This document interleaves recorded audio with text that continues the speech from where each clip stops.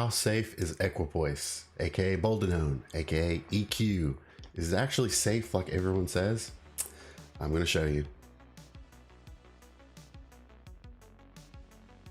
This is a topic that I'm really pumped to talk about because it affects everyone in the bodybuilding community, because everyone loves EQ.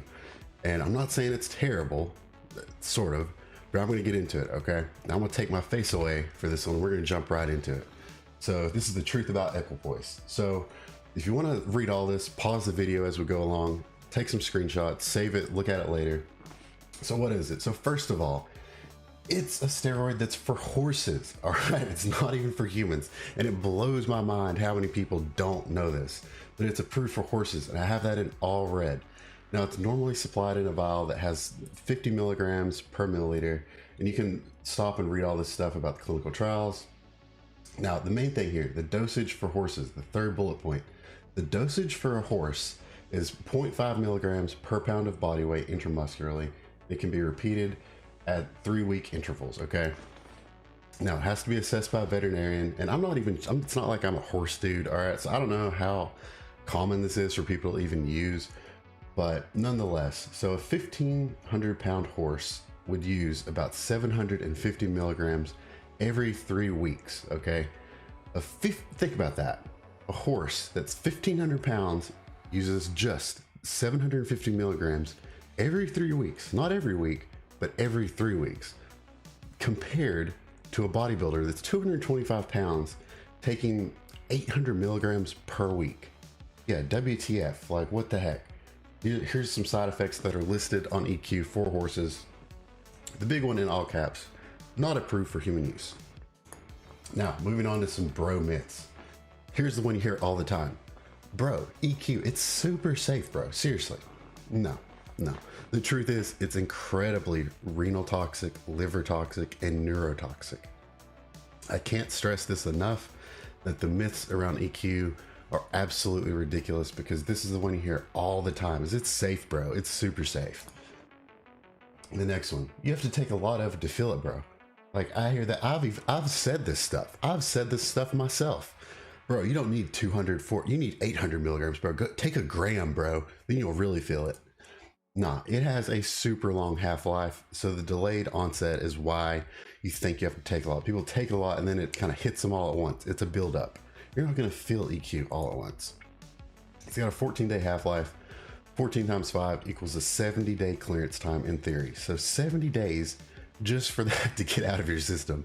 So that's crazy. It makes you more vascular and lean. Nah, it just increases hematocrit to a literally unsafe level.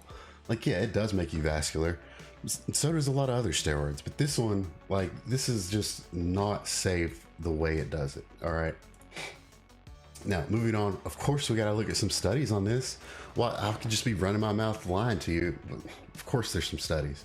So when we look at this, I want to explain this so you see what's going on. So you see this little sort of cream colored part of the graph. So that's the control, as in they were taking no steroids, this group. All right, group 2, which is this sort of black color here on the graph. This group was taking, so they were taking 500 milligrams of testosterone, 300 milligrams of nandrolone, and 40 milligrams of methyldrostanolone for 12 weeks, okay? Now you can see the kidney stress between the control and this black group right here, okay? That's the steroidal group. Now, this group that's gray, that's literally double the kidney stress, this is the one that has Boldenone in it. So they were taking 300 milligrams of Boldenone on top of the nandrolone and testosterone.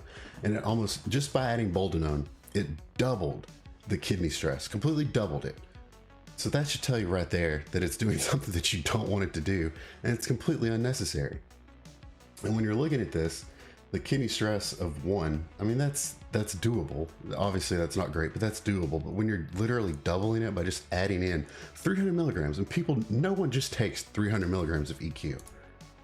Now, looking at some statistics here a little bit more closely, look at group 1 and group 3, look at the BUN, the BUN.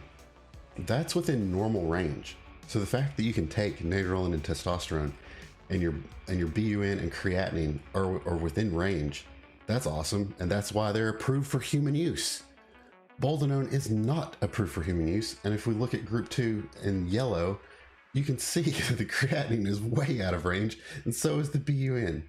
Okay, now moving on, this is a little bit closer. You can see BSP retention was measured before and at the end of a period of treatment in 12 cases, where they were given just 25 milligrams of EQ every 14 days, and you still saw an increase of BSP. So 12.5 milligrams per week versus 600 milligrams per week for a bodybuilder. Imagine what it's actually doing when you're taking 600 milligrams. If this is all it took for BSP retention to, when it was measured, okay? So that's huge.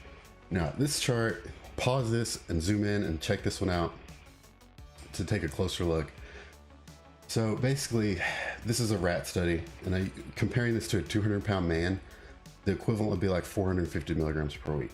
Okay, ALT and AST were at 191%, and AST was 99% as far as an increase. So look at 51, here's Boldenone. Now if you come down and look at LDL 156, obviously if you take any kind of steroid, LDL is going to go through the roof. So stop this and look at all